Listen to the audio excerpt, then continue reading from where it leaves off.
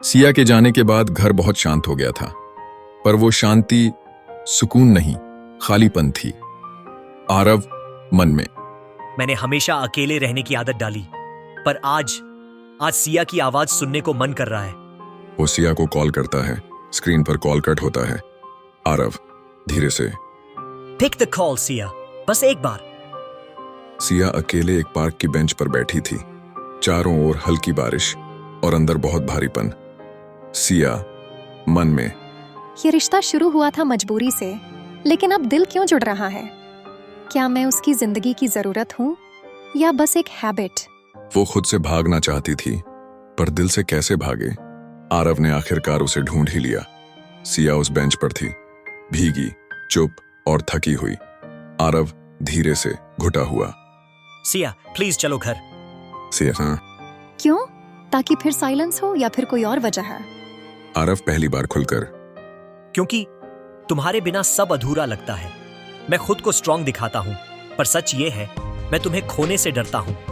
Siya softly, डर सिर्फ नुकसान का नहीं होता आरव, कभी कभी प्यार का भी होता है। आरव ने बिना एक शब्द कहे अपना हाथ आगे बढ़ाया। सिया थोड़ी देर तक देखती रही, फिर उसने वो हाथ थाम लिया। आरव, माना ये रिश्ता कागज पर था, लेकिन फीलिंग्स कभी टाइप्ड नहीं होती सिया। सिया, शायद ये शुरुआत किसी डील से हुई थी, लेकिन अब ये डील दिल की हो चुकी है। पहली बार कॉन्ट्रैक्ट के बाहर एक वादा लिखा गया, दिलों की जुबान से, बिना सिग्नेचर्स के। सिया अलमारी की सफाई कर रही थी।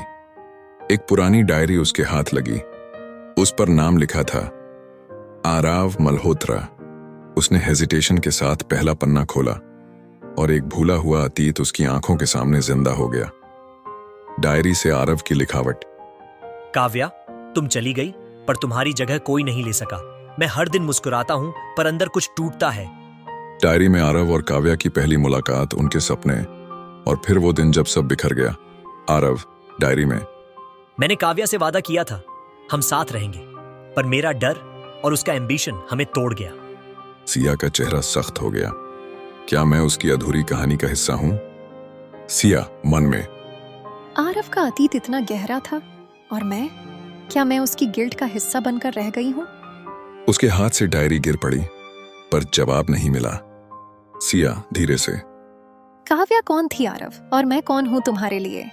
आरव थोड़ी देर खामोशी के बाद, काव्या मेरा पास थी, पर तुम वो हो जिसे मैंने खोने से पहले पा लिया, और अब मैं तुम्हारे साथ सच जीना चाहता हूँ। सिया को आरव की आंखों में झूठ नहीं दिखा, पर भरोसे का बीज अभी भी अंकुरित होना बाकी था।